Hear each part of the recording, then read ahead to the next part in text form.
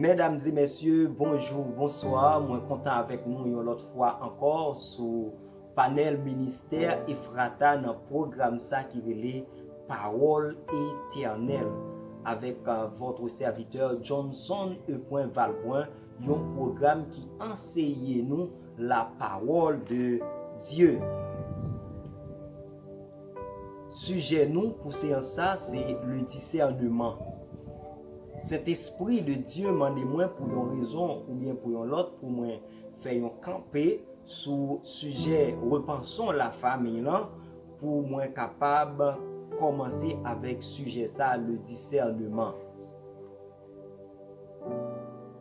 Moi je voulais dire mes chers amis, Dieu a un plan parfait pour chacun de nous. Et dans Jérémie chapitre 29 verset 11, c'est ça qu'il dit. Je connais les projets que j'ai formés sur vous, projets de paix et non de malheur, dit l'Éternel, afin de vous donner un avenir et de l'espérance. Dans Jérémie chapitre 1er verset 5, il dit: avant que je t'eusse formé dans le ventre de ta mère, je te connaissais. Et avant que tu fusses sorti de son sein, je t'avais consacré. Je t'avais établi prophète des nations. Je t'avais consacré. Moi choisir comme prophète pour nation yo. Dans ce sens ça, de Jérémie 29 verset 11 et Jérémie 1er verset 5, projet bon Dieu fait pour vie nous li manifester volonté li. Ça veut dire, mais ça veut dire projet yo bon Dieu fait pour la vie nous yo, c'est à travers projet ça yo n'a capable accomplir, n'a capable faire volonté bon Dieu. Donc c'est ce que Dieu veut de nous, accomplir ses volontés. Et moi, je dis ses volontés, c'est parce que les projets, chaque projet constitue une volonté de Dieu. C'est pour ça qu'il dit ses volontés. Le diable sait parfaitement bien si nous faisons tout ce que Dieu a projeté pour notre vie, nous accomplirons ses volontés. Satan connaît ça très bien. Depuis nous faisons tout ça pour Dieu mandé nous. Depuis nous entrer dans le plan, depuis nous entrer dans le projet, nous réaliser projet bon Dieu te gagné pour la vie nous yo, eh bien c'est accompli volonté li. Eh bien ça diable a fait, le diable c'est le plan du diable, c'est de nous dévier de ses projets. Le diable, il travaille chaque jour, la journée, tant pour la nuit, pour le capable dévier nous de projets si là. Là nous dévier de projets si là, eh bien nous pas jamais qu'à accomplir volonté bon Dieu. Satan connaît ça bien. Eh bien c'est ça qui fait le travail jour et nuit, arrache-pied, pour le capable dévier nous de projet yo, et depuis nous dévier de projet yo, nous pas jamais arriver à accomplir volonté bon Dieu. Cependant mes chers amis, pendant que le diable travaille, mais Dieu aussi travaille. Dieu nous conseille chaque jour, Dieu nous guide, Dieu nous exhorte chaque jour à travers le Saint-Esprit. Pour qui ça, c'est juste pour nous pas écarter de projets que lui formé pour la vie nous, de projets que lui monté pour la vie nous. Et le Saint-Esprit est là dans notre vie chaque jour pour nous conseiller, pour nous exhorter, pour nous encourager, pour aider nous rester dans le plan de Dieu. Mais le problème, attendez, Satan travaille arrache-pied pour nous dévier du plan de Dieu.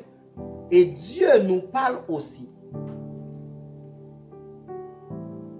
Mais comment nous avons fait distinguer voix bon Dieu avec voix Satan.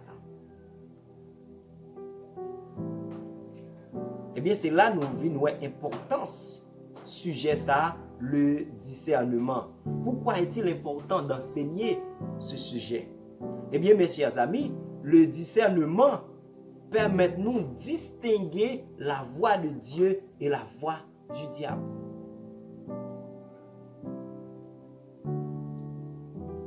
Parce que il y a trop de confusion. De nos jours, il y a tellement de confusion. Nous par contre ça pour nous faire. Nous par contre ça pour nous dire, nous par contre ça pour nous côté pour nous aller. Tellement de confusion. Premièrement, aujourd'hui il y a tellement d'apôtres, il y a tellement de prophètes, de docteurs, d'enseignants, de pasteurs, d'évangélistes qui enseignent la parole de Dieu. Il y a tellement de mouvements, il y a tellement d'assemblées, il y a tellement de doctrines, il y a tellement de courants au sein de l'Église. Et surtout, il y a tout près nous, il y a tout près la caille nous, il y a tout près l'environnement côté nous vivons. Et ensuite, il y a sur tous les réseaux sociaux. Le problème, chacun enseigne une chose. Imaginez, mes chers amis, vous s'entendez un enseignement sur le retour de Jésus. Il y a un exemple maintenant.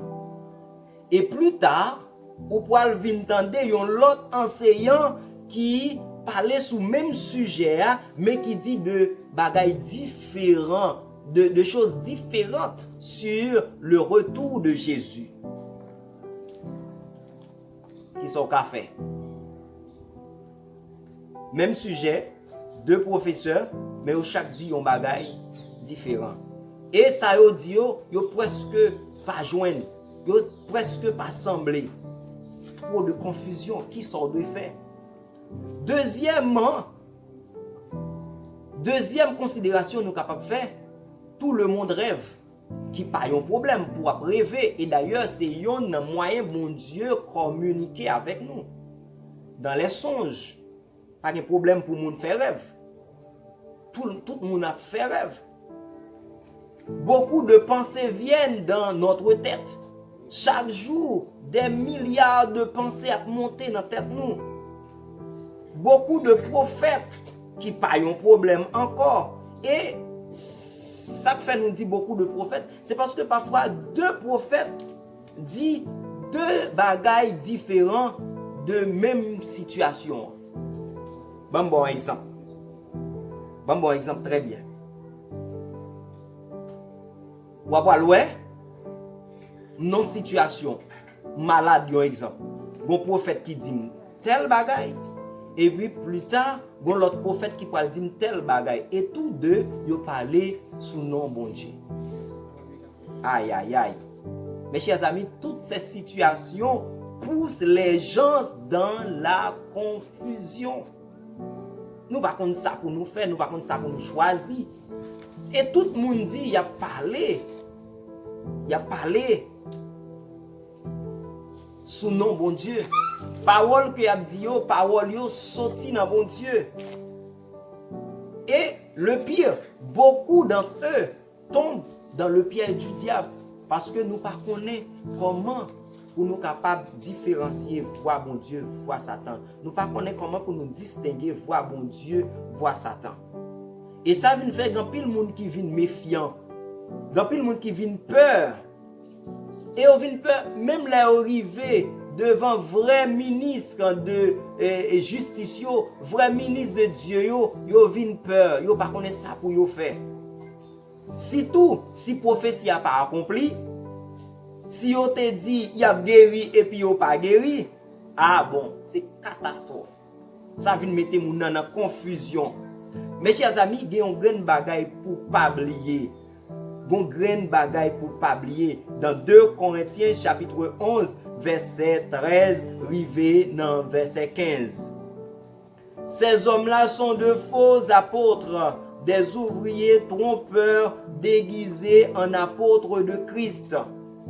Et cela n'est pas étonnant puisque Satan lui-même se déguise en ange de lumière.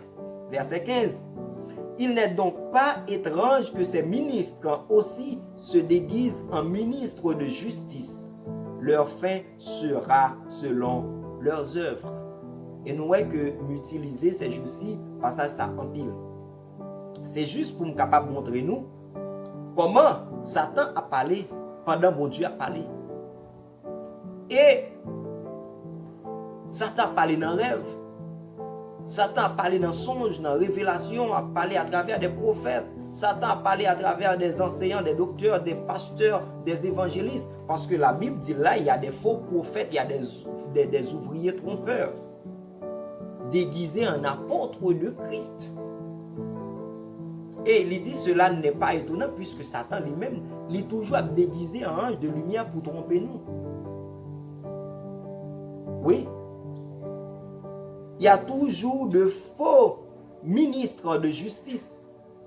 Et Satan se déguise aussi en ange de lumière. De notre côté, Jésus parle et toujours par les mêmes moyens. Des apôtres, des prophètes, des pasteurs, des docteurs, des évangélistes, à travers les rêves, les songes. Bon Dieu toujours a parlé. Jésus a parlé avec nous.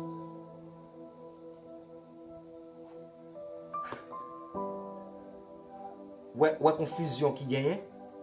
Pendant Jésus a parlé avec nous, il utilisait même moyens. Il utilisait des moyens et Satan vient utiliser même moyens autour pour capable parler avec nous. Mes chers amis, on a toujours du mal pour reconnaître et comprendre qui parle dans les rêves, dans les prédications. D'où viennent les prophètes?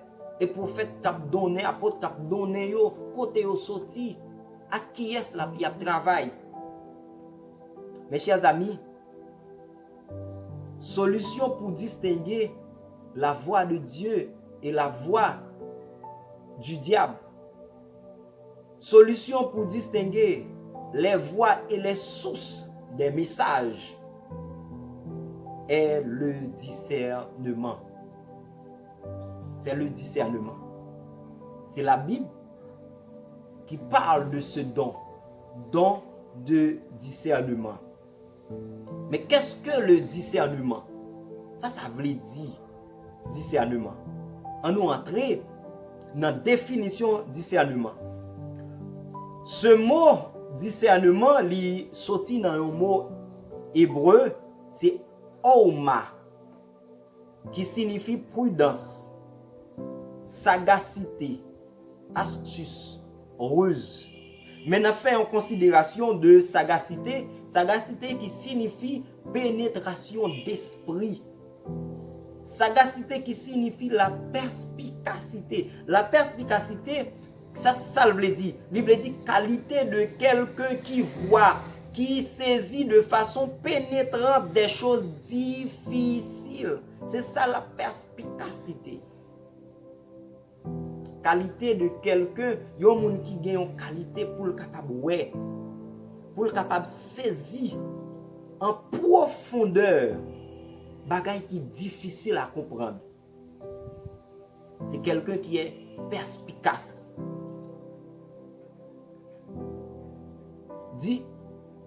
Discernement, selon les dictionnaires comme Petit Robert, comme Larousse et autres, est l'action de mettre à part, de séparer des choses ou des personnes confondues. Après dire encore, le discernement est l'action de mettre à part, de séparer des choses ou des personnes confondues. Là, c'est une action pour capable séparer, pour mettre à part bagaille qui nous senti qui est difficile à comprendre, bagaille qui troublant, des idées troublantes, par exemple, des rêves troublants, pour capable distinguer ou capable séparer rêves troublants yo. Une autre définition de discernement, c'est la faculté. C'est faculté qui est donnée à l'esprit ou qu'il a acquise par expérience d'apprécier les choses selon leur nature. Ouais, le verbe apprécier, c'est-à-dire d'apprécier, de différencier, de distinguer les choses selon leur nature, selon leur source et à leur juste valeur, d'en juger avec bon sens et clarté. Une troisième définition de discernement, une définition qui est basée sur la morale et la jurisprudence, c'est la capacité de l'esprit de distinguer ce qui est bien, vrai, permis de ce qui est mal, faux, défendu. Je reprends. C'est la capacité de l'esprit de distinguer, son capacité. L'esprit a gagné, l'esprit avec E, l'esprit que nous gagnons pour distinguer ça qui est bien, ça qui est vrai, ça qui est permis, ça qui n'est pas permis. Ça qui est permis et ça qui n'est pas permis.